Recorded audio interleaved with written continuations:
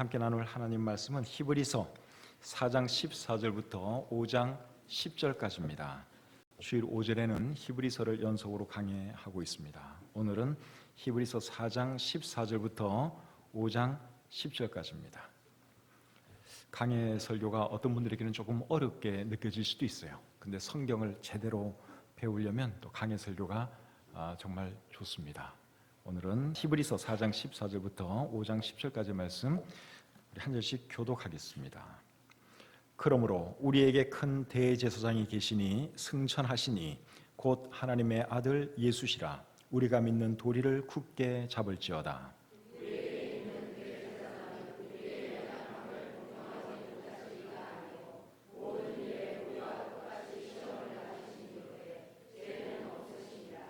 그러므로 우리는 긍휼하심을 받고 때를 따라 돕는 은혜를 얻기 위하여 은혜의 보좌 앞에 담대히 나아갈 것이니라.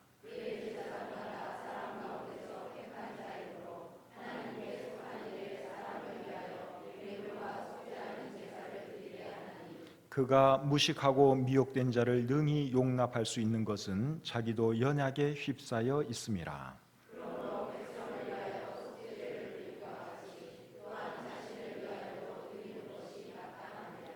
이 종귀는 아무도 스스로 취하지 못하고 오직 아론과 같이 하나님의 부르심을 받은 자라야 할 것이니라.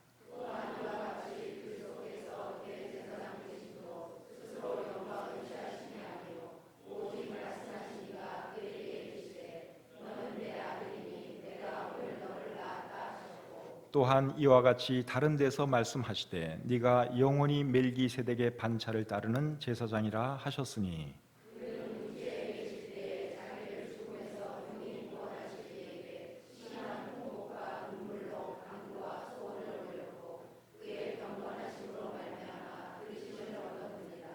그가 아들이시면서도 받으신 고난으로 순종함을 배워서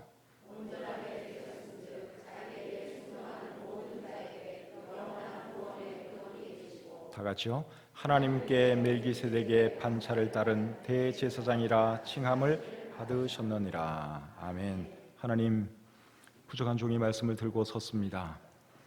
붙들어 주시고 주님께 주신 이 말씀 잘 전달하시도록 도와주시옵소서. 예수님이 누구신지 아직 잘 알지 못하는 분 계시면 오늘 말씀을 통해서 예수님이 어떤 분인지 알게 하시고 믿게 하시고 구원받게 해 주시옵소서. 말씀을 주님께 의탁하오며 예수님의 이름으로 기도합니다. 아멘. 자리에 앉겠습니다.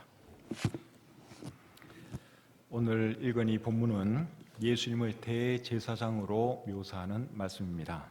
대제사장은 구약 시대에 하나님과 사람 사이에서 중보자 역할을 하던 사람이죠.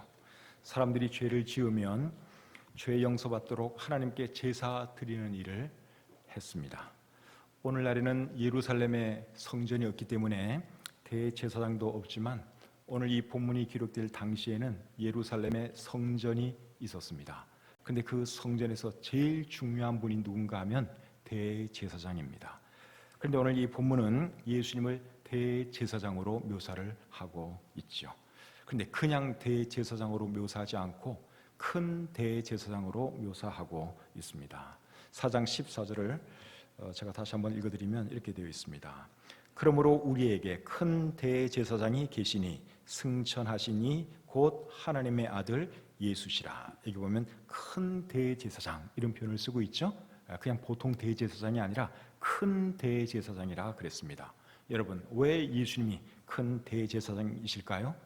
예수님은 하나님의 아들이시고 승천하신 분이기 때문에 그렇죠. 예수님은 하나님의 아들이다 하는 말의 의미는 예수님은 하나님께서 인간의 몸을 입고 오신 분이다 그 뜻입니다. 그리고 예수님은 승천하신 분, 즉 하늘로 올라가신 분으로 여기 설명을 하고 있는데 우리 성경에는 그냥 하늘 이런 개념으로 여기 표현되어 있지만 헬라어 성경, 원어 성경에는 하늘들로 번역이 되어 있습니다. 하늘들로 표현이 되어 있습니다. 그러니까 하늘들을 통과해서 올라가셨다. 원어 성경의 의미는 그렇게 되어 있습니다. 영어 성경에도 보시면 heavens 복수형을 쓰고 있어요. 근데 왜 하늘들이라고 하는 표현을 쓰는가 하면 하늘에는 한 하늘만 있는 것이 아니라 여러 하늘이 있기 때문에 그렇습니다. 새가 날아다니고 구름이 떠 있는 이 하늘을 우리는 대기권이라 그럽니다. 지상에서부터 1000km인가요? 하여튼간에 그 공기가 어느 정도 있는 그 공간을 대기권이라 그랬죠. 그리고 그 위에는 별이 떠 있는 하늘이 있는데 그 하늘을 우리는 우주 공간이라 그러죠. 그리고 우주 공간 위에 또 뭐가 있는가 하면 사람의 육안으로는 관측 안 되는, 사람의 영역을 벗어나는 또 다른 하늘이 있습니다. 그 하늘을 성경에서는 셋째 하늘로 표현을 하고 있죠. 고린도서 12장 2절에 보시면 사도 바울이 셋째 하늘에 갔다 온 그 경험을 기록하고 있습니다. 그 셋째 하늘을 우리는 천국이라 하기도 하고 낙원이라 하기도 합니다.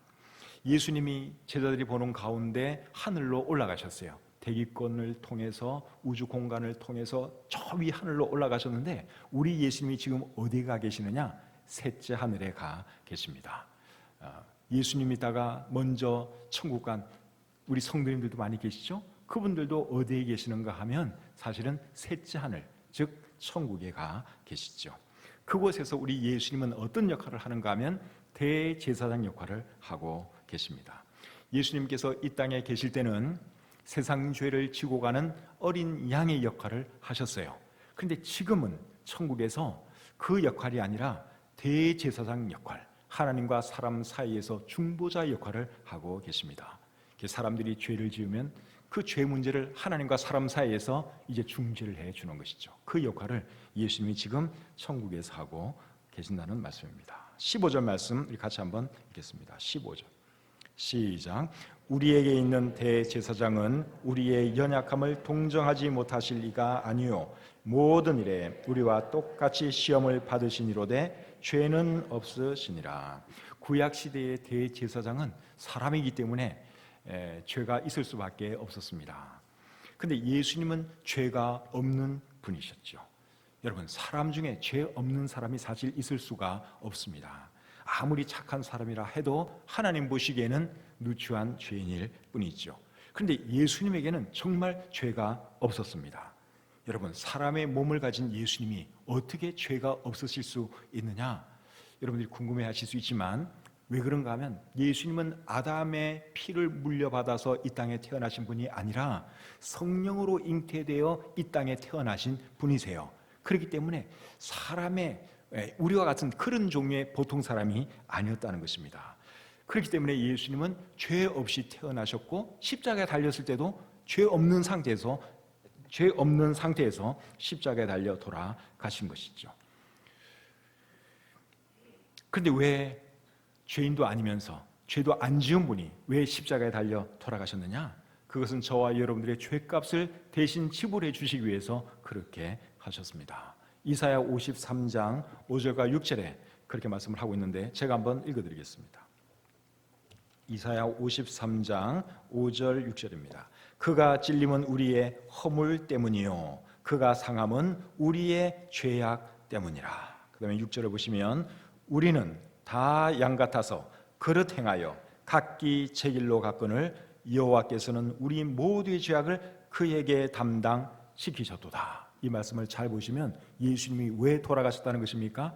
우리의 죄 때문에 우리의 죄를 담당해 주시기 위해서 십자가에 달려 돌아가셨다고 말씀하고 있죠. 또 로마서 4장 25절은 이렇게 말합니다. 예수는 우리가 범죄한 것 때문에 내어줌이 되고 또한 우리를 의롭다 하시기 위하여 살아나셨느니라. 예수님은 우리의 죄 때문에 돌아가셨지만 그것으로 끝난 것이 아니라 다시 살아나셨습니다. 그리고 하늘로 올라가셔서 지금은 대제사장 역할을 하고 계십니다. 그런데 우리 예수님은 우리의 연약함을 이해 못하는 그런 분이 아니라고 여기에 또 설명을 하고 있습니다. 15절 말씀을 여러분 다시 한번 보겠습니다. 우리에게 있는 대제사장은 우리의 연약함을 동정하지 못하실 이가 아니요 모든 일에 우리와 똑같이 시험을 받으시니로되 죄는 없으시니라. 여러분, 죄가 없는 분 입장에서 죄인들을 보면 동정하기보다는 비판하고 정죄하기가 쉽습니다. 그런데 예수님은 죄가 없으신 분임에도 불구하고 우리의 허물, 우리의 죄, 우리의 약함 이런 것 가지고 비난하는 분이 아니라 오히려 동정해 주는 분이라고 여기 말씀하고 있습니다. 그러니까 우리가 죄를 지으면 너 왜 죄 졌냐? 너 그 정도밖에 안 되는 인간이냐? 그렇게 책망하시는 분이 아니라 너 또 죄를 지었구나. 네가 죄인이기 때문에 어쩔 수 없는 거야. 그래서 내가 죽은 것 아니겠니? 이렇게 말씀해 주시는 분이 우리 주님이라는 것입니다. 그래서 우리가 죄를 지으면 어떻게 해야 될까요? 우리 주님께 나아가야죠. 옛날에 구약시대 때 이스라엘 백성들이 죄를 지으면 대제사장 찾아갔던 것처럼 우리는 우리의 대제사장 되시는 주님께 찾아가야 할 줄 믿습니다. 그렇게 하면 주님께서 우리를 맞아주세요. 우리를 이해해 주시고 우리를 받아주십니다. 16절 말씀 같이 읽겠습니다. 시작. 그러므로 우리는 긍휼하심을 받고 때를 따라 돕는 은혜를 얻기 위하여 은혜의 보좌 앞에 담대히 나아갈 것이니라. 여기 보시면 예수님의 그 보좌를 은혜의 보좌라고 설명하고 있습니다. 예수님의 보좌는 은혜의 보좌예요. 사람들이 어떤 죄를 지어도 우리 주님은 이해해 주시고 받아주시기 때문에 우리 주님의 보좌를 은혜의 보좌 이렇게 표현하고 있는 것이죠. 여러분, 예수님 옆에 달린 강도를 한번 생각해 보실까요? 예수님이 십자가에 달렸을 때 두 강도가 예수님 좌우편에 달렸습니다. 그런데 이 두 강도가 처음에는 막 예수님을 유혹했습니다. 예수님을 조롱했습니다. 당신이 정말 메시아거든. 당신 자신도 구원하고 우리도 좀 구원해 주시오. 그러면서 예수님을 조롱하고 욕하고 그랬습니다. 그런데 한 강도가 어느 순간 생각을 바꿨어요. 예수님이 메시아요 하나님의 아들인 것을 그가 믿게 되었습니다. 그래서 예수님께 자기의 삶을 의탁했는데, 예수여 당신의 나라에 임하실 때에 나를 기억하소서 그러면서 자신의 생을 주님께 맡겼습니다. 그렇게 했을 때 예수님이 뭐라 그러셨죠? 내가 진실로 내게 이르노니 오늘 네가 나와 함께 낙원에 있으리라. 그렇게 말씀하셨습니다. 여러분, 이 강도는 지금까지 강도짓만 하면서 살아온 사람이에요. 그래서 결국 이제 사형을 당하게 된 것이죠. 그런데도 예수님은 그 죄 많은 강도에게도 은혜를 베풀어 주셨다는 사실입니다. 혹시 여러분 중에 죄 사함의 은혜가 필요한 분 계시면 예수님을 찾아가시기를 바랍니다. 그리고 여러분의 죄를 고하시고 용서해달라고 요청하시기를 바랍니다. 그렇게 하면 예수님께서 여러분들을 용서해 주실 줄 믿습니다. 천주교에서는 죄 용서받으려면 신부를 찾아가서 코해 성사해야 되는 것으로 가르치고 있습니다. 그래서 천주교 신자들은 어떤 죄를 지면 신부님 찾아갑니다. 그리고 코해 성사를 하죠. 신부님, 내가 이런 죄를 지었습니다. 모든 거 다 털어놔요. 그러면 신부님이 다 듣고 그러면 이렇게 하십시오. 그렇게 하면 당신의 죄가 사함받습니다. 그렇게 말을 해줍니다. 그런데 천주교에서는 여러분, 이제 신부가 사실은 제사장 역할을 하는 것입니다. 하나님과 사람 사이에서 중보자 역할을 하는 것이죠. 하나님께 직접 나가면 되는데 천주교에서는 그렇게 안 하고 신부를 거쳐서 이제 하나님께 나아가는 것이죠. 그래서 천주교에서는 신부를 사제라 그러죠. 사제라는 말의 의미가 그게 제사장이라는 뜻입니다.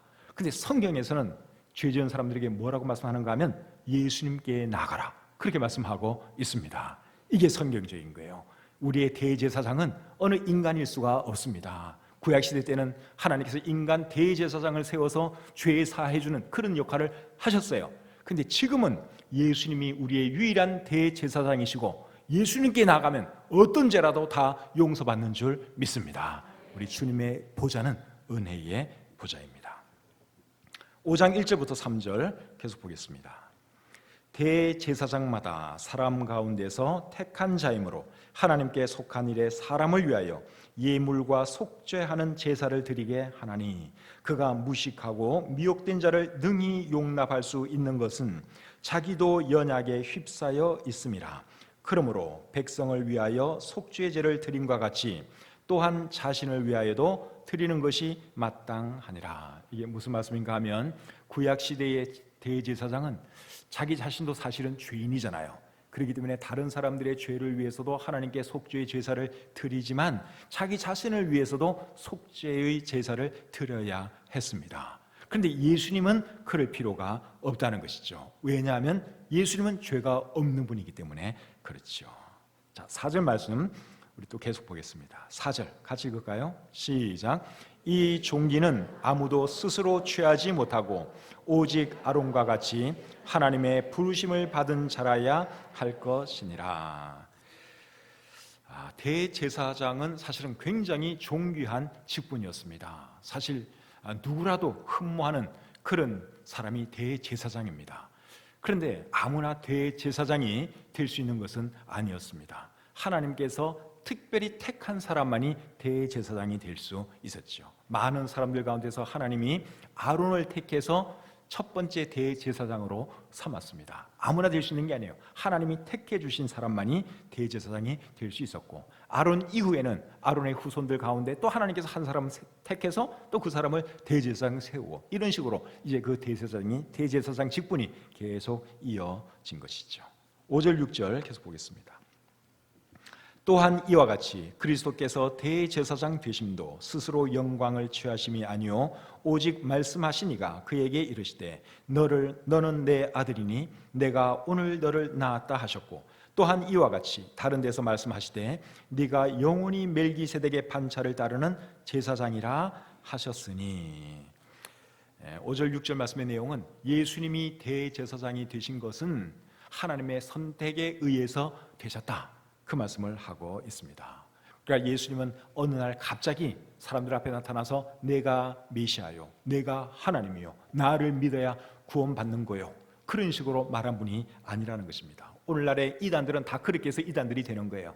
자기가 메시아도 아니면서 어느 날 갑자기 사람들 앞에 나타나서 내가 메시아요, 내가 하나님이요, 나를 믿어야 영생 얻을 수 있어, 그러면서 사람들을 현혹하는 것이 오늘날의 이단인데, 예수님은 그런 식으로 해서 메시아가 된 분이 아니라는 것입니다. 예수님이 메시아가 되신 것은 이미 오래전부터 성경에 예언된 것이고, 성경의 약속에 의해서 예수님이 이 땅에 태어나셨고 결국은 메시아가 되셨고 하나님의 아들이 되신 분이다 하는 것이 우리 지금 이 읽은 본문이 말씀하는 내용입니다. 자, 이사야 9장 6절 말씀 한번 보겠습니다. 이사야 9장 6절입니다. 같이 한번 읽어보겠습니다. 이사야 9장 6절 시작.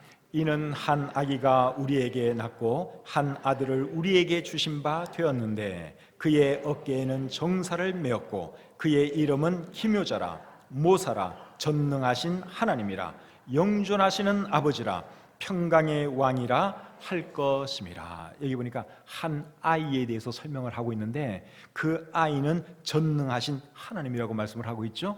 여러분, 그 아기가 누군 줄 아십니까? 예수님이죠. 이 이사야 말씀은 예수님께서 탄생하시기 700년 전에 기록된 말씀이에요.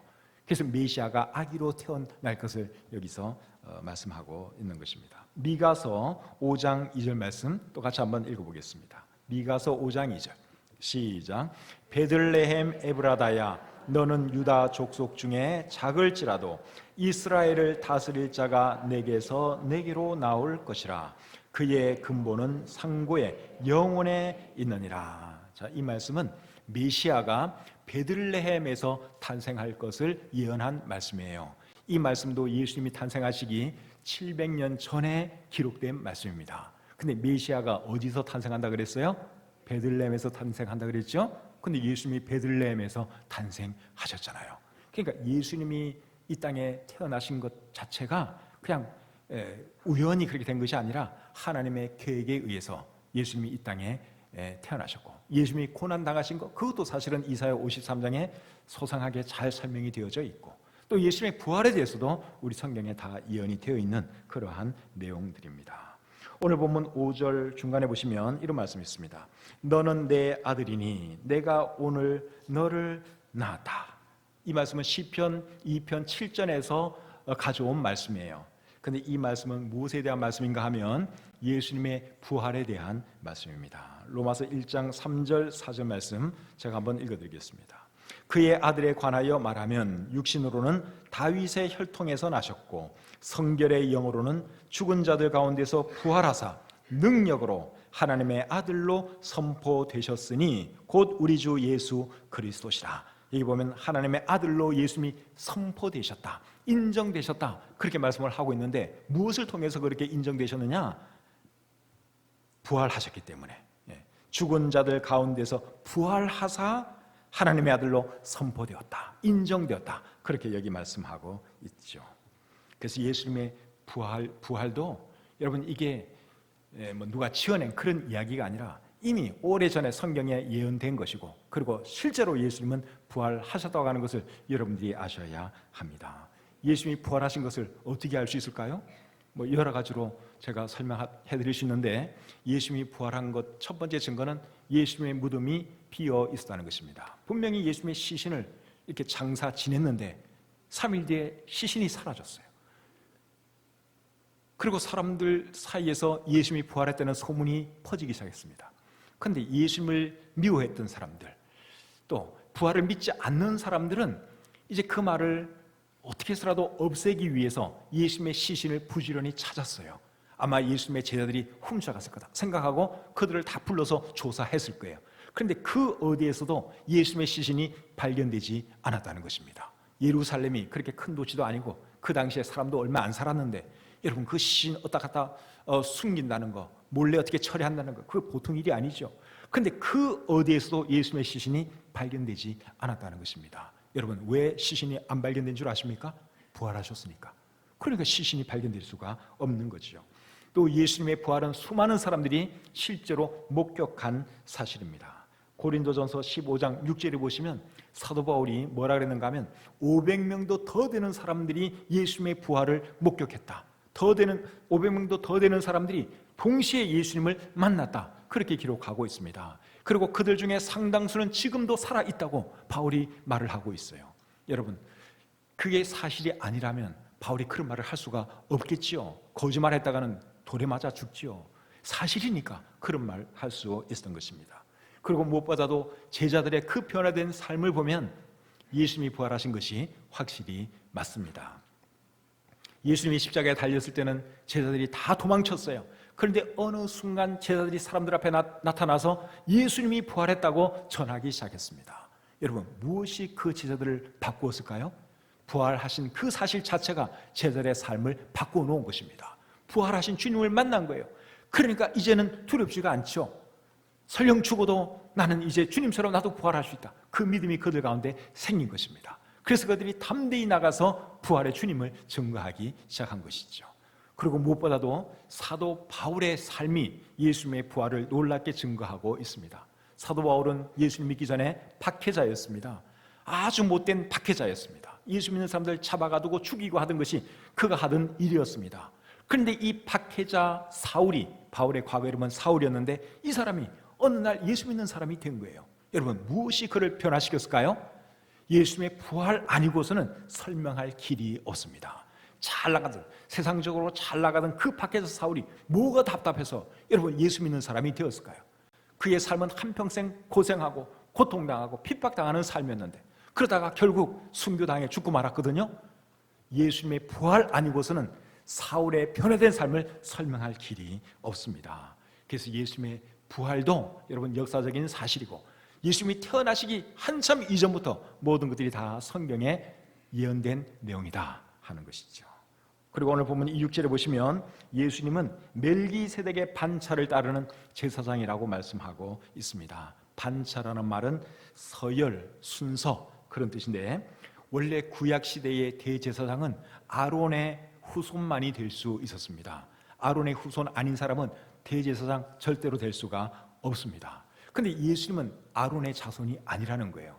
그런데 대제사장이라고 지금 이렇게 말을 하고 있으니 이 독자들이 이해가 잘 안 갈 수가 있죠. 히브리 그리스도인들이 이해를 못할 수가 있어요. 그래서 이 히브리서 기자가 설명을 해주는데, 예수님은 대제사장인데 아론의 서열을 따른 대제사장이 아니라 멜기세덱의 서열을 따른 대제사장이다, 그렇게 설명하고 있습니다. 멜기세덱이라는 분은 창세기 14장에 나오는 인물이에요. 살렘 왕이었고, 그리고 하나님의 제사장이었습니다. 아브라함이 전쟁에서 이기고 돌아오다가 이분을 만났어요. 그리고 이분에게 11조를 드렸습니다.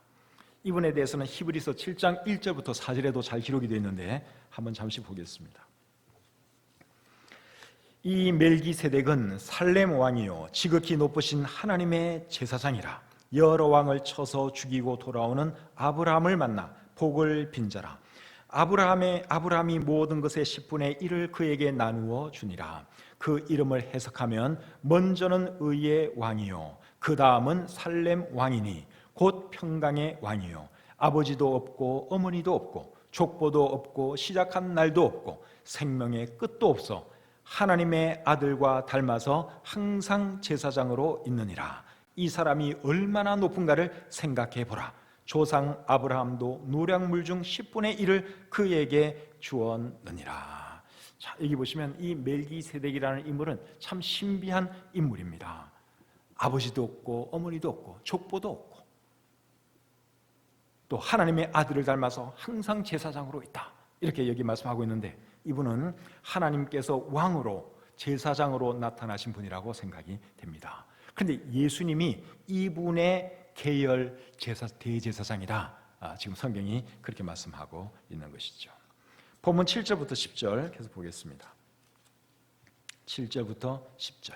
그는 육체에 계실 때에 자기를 죽음에서 능히 구원하실 이에게 심한 통곡과 눈물로 간구와 소원을 올렸고 그의 경건하심으로 말미암아 들으심을 얻었느니라. 그가 아들이시면서도 받으신 고난으로 순종함을 배워서 온전하게 되셨은즉 자기에게 순종하는 모든 자에게 영원한 구원의 근원이 되시고 하나님께 멜기세덱의 반차를 따른 대제사장이라 칭하심을 받으셨느니라.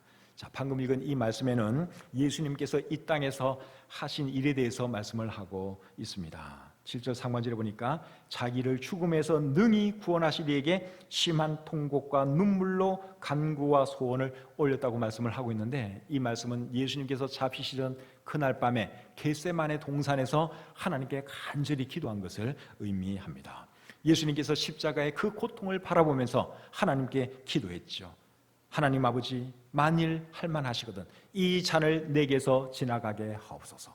그러나 내 뜻대로 하지 마시고 하나님의 뜻대로 하십시오. 그렇게 기도를 했습니다. 정말 간절히 기도를 했습니다. 얼마나 간절히 기도를 했던지 간에 땀이 땅에 떨어지는 핏방울같이 되었다고 우리 성경은 기록하고 있습니다. 여러분, 예수님은 하나님이셨지만 또한 인간의 몸을 입은 한 인간이기도 하셨습니다. 예수님은 100% 하나님, 100% 인간이셨습니다. 인간 예수님은 십자가에 달리는 거 원치 않았습니다. 죽는 것 원치 않았습니다. 그래서 성부 하나님께 간절히 기도를 드렸던 것이죠.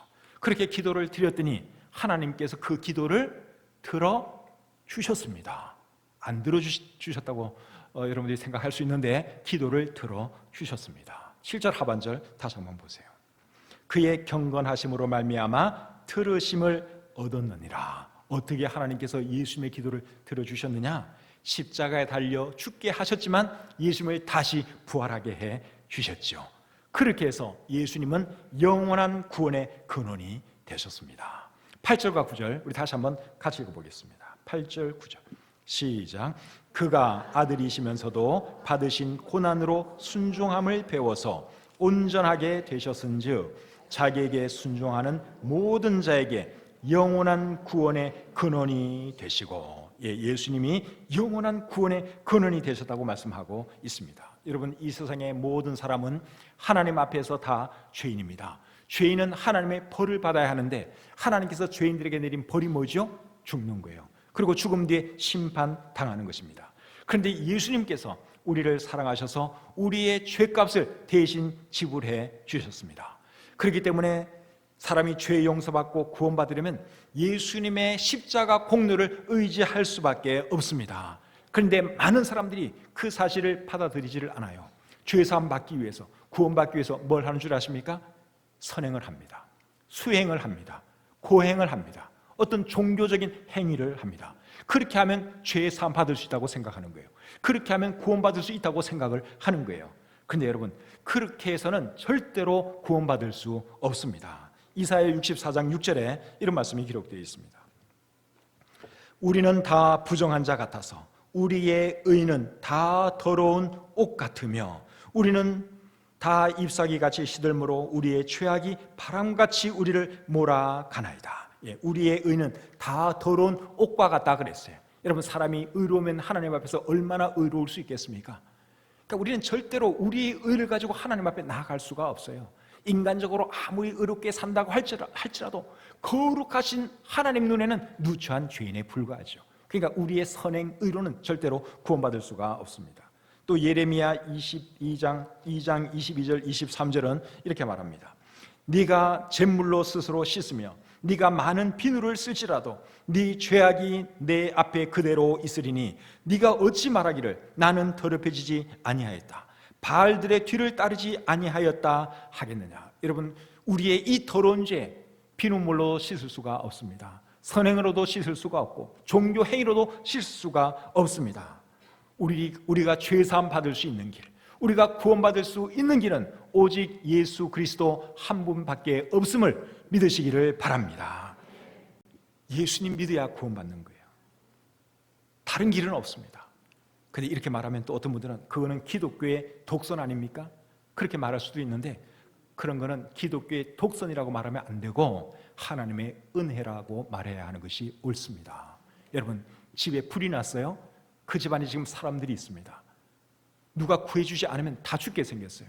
용감한 소방관이 불타는 집 안으로 뚫고 들어갔어요. 그리고 사람들에게 외칩니다. 다른 데는 길이 없어요. 여러분, 저를 따라 나오세요. 여기가 길입니다. 이쪽 아니고서는 다른 데로 가면 큰일 납니다. 저를 따라오세요. 이렇게 말하면 그 소방관은 독선입니까? 독선이 아니죠. 그 소방관이 고마운 거예요. 그 사람들 살려주려고 불길로 들어왔으니 얼마나 고마운 분이에요. 그러니까 그 말 믿고 따라가는 게, 그게 지혜로운 사람이죠. 불타는 집 안에 앉아 있으면서도 당신의 말, 그건 독선 아니요. 왜 당신만 따라오라고 말하는 거예요? 이렇게 말한다면 그거는 정말 어리석은 일입니다. 그래서 예수님 믿어야 구원받는다 하는 말은 그걸 기독교의 독선이라고 비방할 것이 아니라 하나님의 은혜가 참 고맙구나, 그렇게 생각하면서 그것을 받아들여야 하는 것이죠. 그렇게 하는 사람이 지혜로운 사람이고 복 있는 사람입니다.